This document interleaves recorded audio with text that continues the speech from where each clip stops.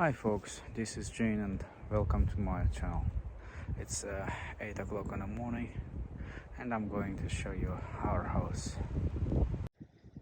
So this is our house together with the plot. The plot is about 40 by 30 meters, 1200 square meters, and the house is 9 by 9 meters, altogether around about 130 square meters. The plot is quite empty. There is just a little garage, old shed basically, and the house. We built a wood shed as well for a firewood, but apart from that, no additional buildings do exist here. Around the plot there used to be quite a lot of rose bushes, which I removed throughout the previous summer, and we planted some tuya trees along the plot, which we will continue along this line next summer. Of course, on the other side we have also planted tuyas all the way through. As you can see, you have to leave a significant space along the plot in Finland, not just for beauty or zoning reasons, it's just because of the snow which is plowed to the side. Around 1.5 meters is enough. Depends on the tractor drivers. So the house has on the bottom floor a kitchen entry area, like a living room and a kamin room and a sauna and shower and toilet basically. So quite an open space area, and on the top floor there are two little bedrooms for the kids, a toilet and a bigger room as a master bedroom basically. We live here in a residential area. Across the street there is a playgrounds and other houses. At the end of the road is a elementary school together with the kindergarten. That's where I come from right now. Brought my kid to the kindergarten. To the other side there is a dead end road, but it is quite wide, so the snowplowers sometimes overdo it and load the snow too much on our plot. But I contacted the city because probably they broke some tuyas and they will check it in the spring and reimburse if there are some not recovered broken. And to the other area there is also a dead end, and only this road leads to the connection road. It is quite windy today, a little snowstorm, but we used to have much more snow this year. Most of it has molten away throughout the Christmas time. It used to be twice as big, so only the tips of the tuyas were visible. We've got Christmas illumination here functioning. I'm going to reduce it today, probably removing it from the windows. The neighbors still have it as well, but given that the electricity prices has risen quite significantly, we need to save on them whenever we can.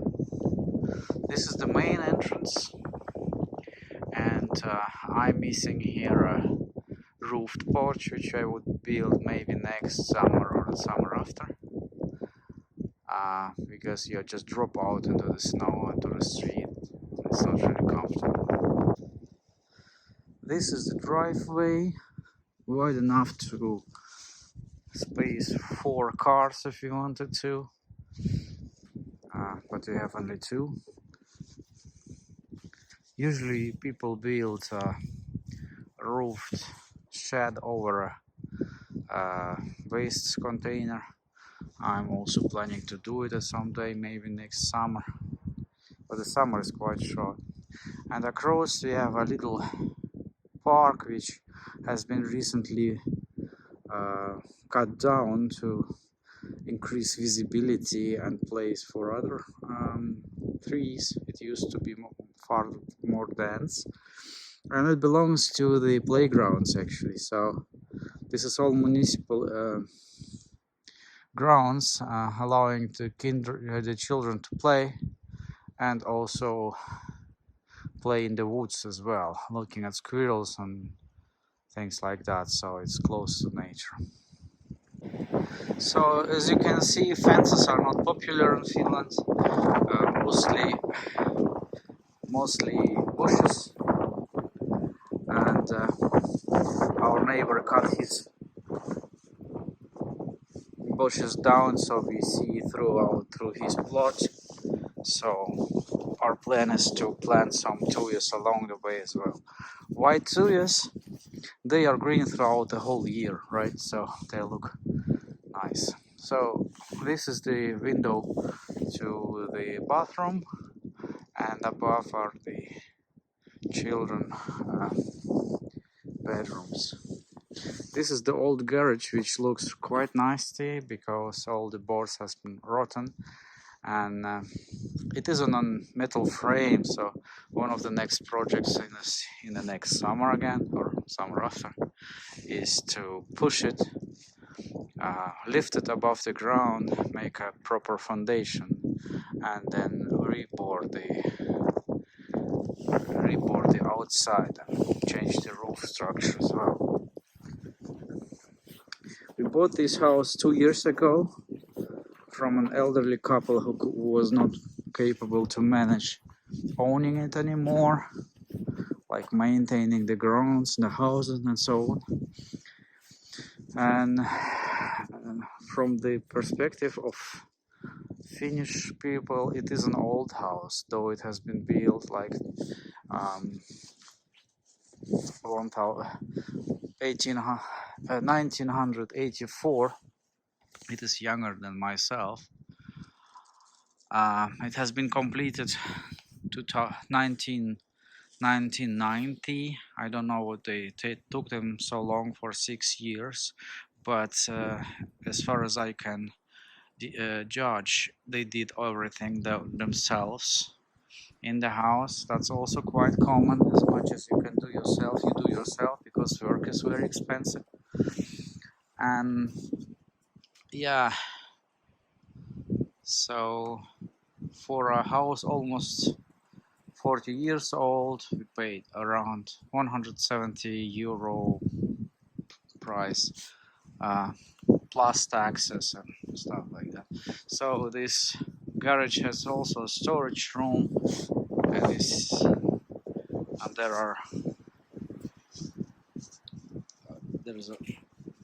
another tuya line. This is the neighbor's plot, and then we have some compost.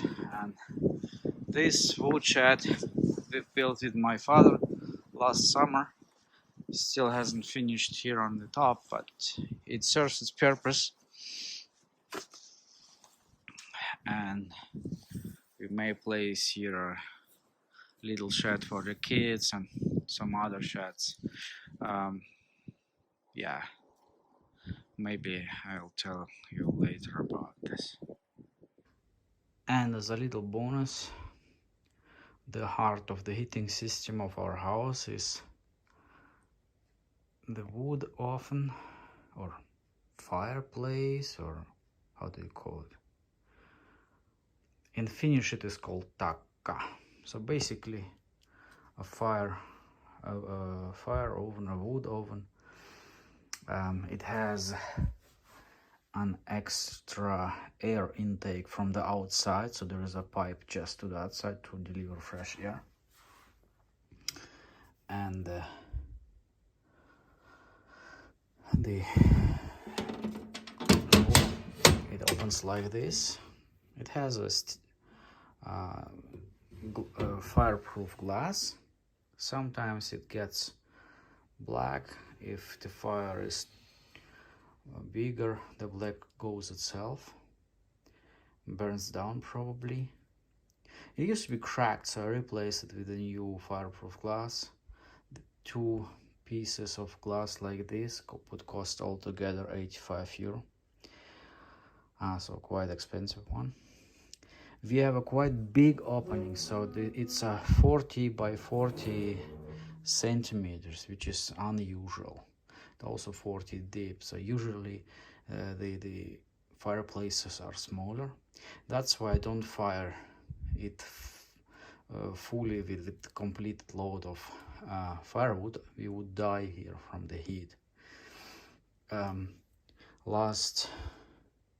Yesterday it was about -8, today as well, and it is quite windy, but the oven is still warm, so I will just add some wood to keep the heat, preventing the house to cool out. So I'm using birch wood. This is the most common one and the most effective one in terms of heat production. I took the birch skin together, a little newspaper, but it was not really, I don't think it is really necessary. And the wood has been drying at home overnight, so it should go on immediately.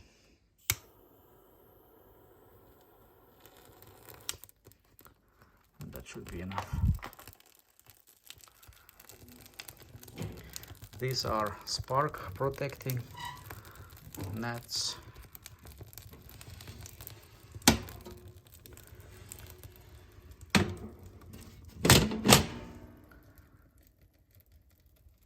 Yeah, that's it actually. I will give it a go for a while and then close the air supply to prevent the fire to burn too much, too fast, because fast burning is not what we want. We want the fire to burn as long as possible. Also, that's the reason why I fire the wood not from the bottom, which would be easier because the airflow is there. I fire it on from the top, which has 2 functions. It hits the exhaust pipe or the chimney, yeah. So it will not produce too much smoke in the beginning, and of course also it makes the wood burn from top to bottom, which takes longer. And as longer it burns, the warmer it will be in the house. Okay folks, thanks for watching today and see you soon.